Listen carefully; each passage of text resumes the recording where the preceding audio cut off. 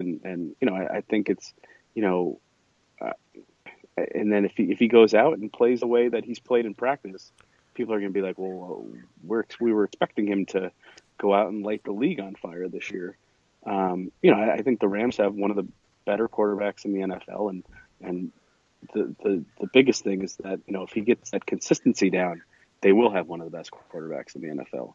But let's not pile on the pressure on Jared Goff until he's ready for it. Yeah, like 38th out of 100 in the NFL list was Yeah, crazy. like that's crazy. Come on. I know he's a quarterback. 38 in the league. That was. I thought he didn't make the 100. Didn't somebody report that he hadn't made the 100? They probably changed it Anyway, after they saw Jimmy Garoppolo made it. yeah, They're like, maybe. oh, we I mean, can't. that's kind of ridiculous. I mean, it's so funny. There's these parallels between the Rams and the Niners.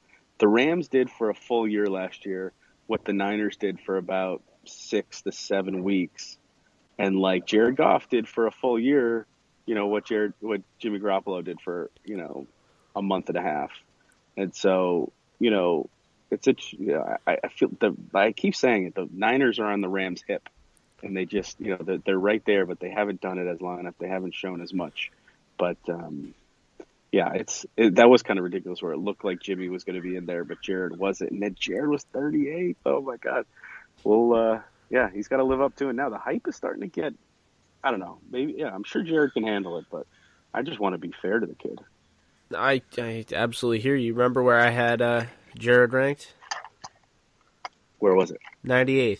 Because I felt like that was Yeah, I fair. think. I think he's a top 100 player in the league. I don't think he is a top 5 or a top 10 quarterback. But, Yeah, I think he's in the top half of quarterbacks. Last year he proved he's in the top half. He's probably in the low teens, 11, 10, 11, 12, 13, yeah, 14, somewhere in there. which is a good And then place to be in, going into year yeah, 3. I mean, and then we'll see. yeah, If he goes out and improves, okay, we'll see if he's a top 5 quarterback. If this team goes out and wins some playoff games and makes a run and maybe, wins multiple playoff games. But yeah, so yeah, it's funny. It's just, yeah, I just feel like I'm in when you're in the media, you're in the business of setting expectations. And I just don't think it's fair to tell the fans that this quarterback has been lighting the world on fire when I think he's been Jared Goff. I think he's been good. I think he still needs to be more consistent. And again, that's why it was awesome to see on Monday. I don't think I saw him miss a throw. It might have just been the parts of the 7-on-7s and the 11-on-11s that I'm watching, but I'm jotting down play by play. I'm looking at the play by play from Monday's practice, and it's completion to 89, completion to 81, completion to 12, completion to 33, completion to 88. I mean, I don't have any completion for him in the 11s last week. So he certainly was much more consistent I last week. saw I saw one clip with Tamara Kemio. I was like, damn, he looks explosive. I'm like, Yeah, I'm excited for him. I really am. Coach talked about it last week. He's got a shot. They still. I mean, I got to climb up to the rooftops. I got to climb up to the hill, but behind the facility, and scream out that this team needs a veteran tight end. I've been doing it for years. But if Is that Turmeric, is that you screaming? yeah, The it's bird. like, oh yeah, so it's a lovely bucolic day here in the Conejo Valley. But I'll get up on climb a tree and be like Vernon Davis, or scream out some veteran tight end. But I asked Sean on Monday about the tight end position, and is it the toughest position to have an impact as a rookie? And he didn't give me kind of a straight answer, but he did mention all the guys, and he has mentioned Tamarick this offseason, and I really feel like maybe he's the guy that gives them they finally get going with the tight end position. That's we talk about it as a huge year for Jared Goff. It's a huge year for the tight end position with all three of those guys entering. I don't know if I asked Tamarick. I forget what he said, but if he considers this his second year because he missed his whole second year with injury. You've got three young guys. One's entering their third year. One's entering really their second year because they were out a whole year, and one's entering their second year, and again, it's one of the tougher positions to have an impact because, like Sean told me when I asked him, because it's they ask that position to do so much. That position has to be part of the passing game. It has to be part of the running game. It has to be part of pass protection. They have to do special teams. And so tight ends are very important. There's a lot to do. And, if this team's going to take the next step, Jared Goff's going to be better than he was last year. And the tight ends are going to have to start, having an impact in the passing game, especially in the red zone, because they lost their best red zone impact player last year. The guy who scored the most touchdowns in the passing game in the red zone, and Sammy Watkins, and someone's going to have to fill that hole. And whether it's Brandon Cooks or the tight ends, or they ask Todd Gurley to give them even more in the red zone, somebody's going to have to do it. Yeah, no, someone will have to do it, and I think you look at Tamarick, I think you look at Tyler Higbee, I think you look at Josh. Certainly Josh Reynolds. Right. Yes. I asked Josh Reynolds about that, if he could be the red zone guy, and that was an answer he gave me. He goes, if that's a role that they want me to fill, I'm more than happy to fill it. And we know that he can do that. Good call, man. Yeah, and I also want to say something about Gerald Everett. Everett is the guy. He's supposed to be the playmaker. Gets behind coverage, makes guys miss. He's a deep threat. He's a guy that can really win in space. But I don't think this is a jump ball type of tight end. I think he can do it. But, I look at Higbee, bigger, more prototypical tight end of today's game. Everett's a lot like Ingram of the Giants, where, he's not as fast, but he's like that type of, he's a bigger receiver. You know what I mean? He's just a big receiver. Whereas, I look at Higbee and Tamarick Hemingway as these giants that, if the game's on the line, I gotta throw it to a big target. I mean, I'm throwing either, Reynolds, Higbee, Tamarick. Although I gotta tell you how clutch Robert Woods was in the playoffs. I'm probably throwing it to him if you want my honest opinion. But yeah, he might get the first. Woods might get the first look, and then you start to think, is it Josh? Is it because the thing about Tyler is, I think the guy that you'd want to break out in that role would be Higbee, but he did have some issues. Certainly he had the drop in the playoff game, and he hasn't been that consistent with his hands so far. And he's going into his third year. It's a big year. I think he just what did they say? He won the special teams golf tournament, so maybe that's a sign that his skills are blossoming in the him and Jared won the special teams golf tournament, so maybe certainly this is a big year for him, and he's got the frame. Certainly Tamarick's got the frame. We haven't seen much about him since he missed the whole year, but that's an option.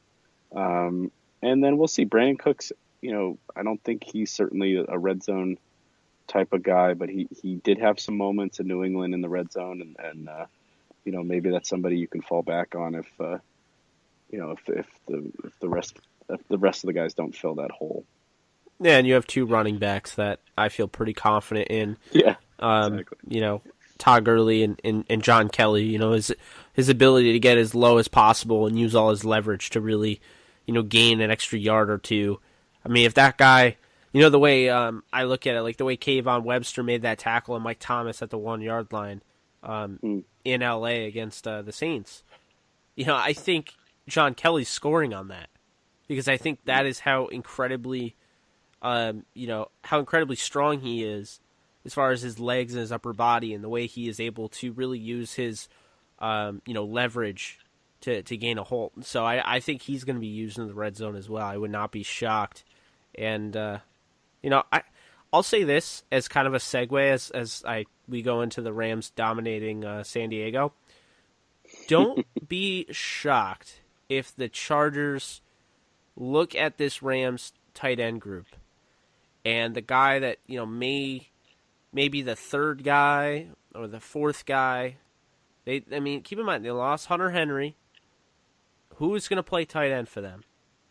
I think if Tamarick Hemingway were to outplay Higbee, don't be surprised if Higbee ends up getting traded or something. Like, I would not be shocked Oof. if the Chargers went and tried to get somebody like that. A big guy to emulate what, Hunter was doing. Because Hunter Henry, that was not supposed to happen. They were not ready for that. They planned around him being a focal point of that offense.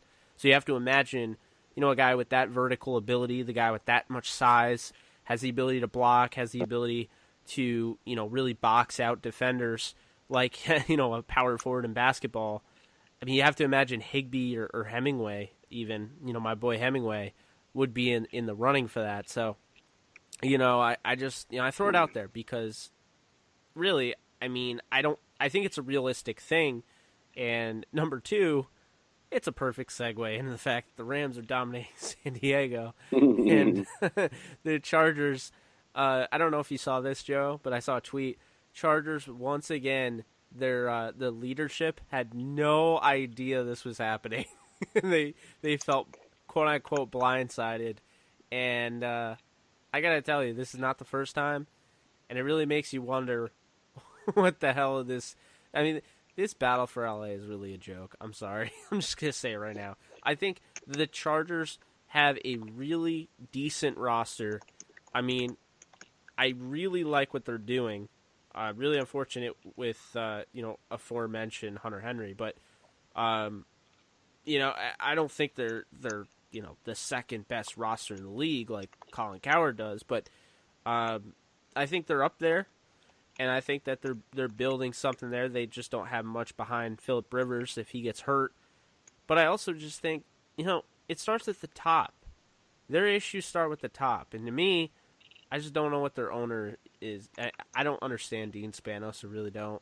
And I just think, the way they left San Diego left a bad taste in San Diego fans' mouth to the point where, yeah, I think this is a legitimate win for the Rams because it's not just a win because of what they did. It's a win because it's going to work.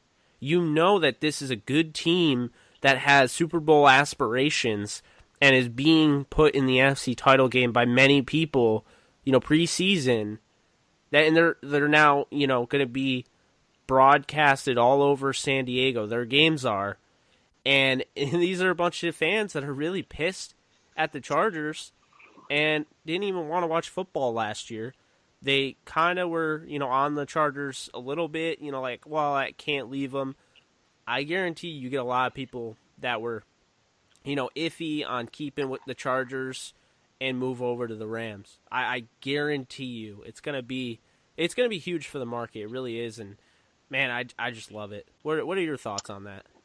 You could write a sports marketing or a sports management thesis on the contrast of the way the two teams have handled this whole thing, where you've got the Chargers creating their whole marketing, their whole image in LA, their whole marketing in LA is the kind of the battle between the whole battle for LA thing. They're the anti-Rams sort of thing, and maybe that made sense last year when they were coming into the market and the Rams were coming off a 5-11 season, and now you look at it being the anti-Ram. The Rams have one of the most exciting teams in the league, one of the most exciting off seasons, one of the most exciting offenses last year. The big turnaround to be the anti.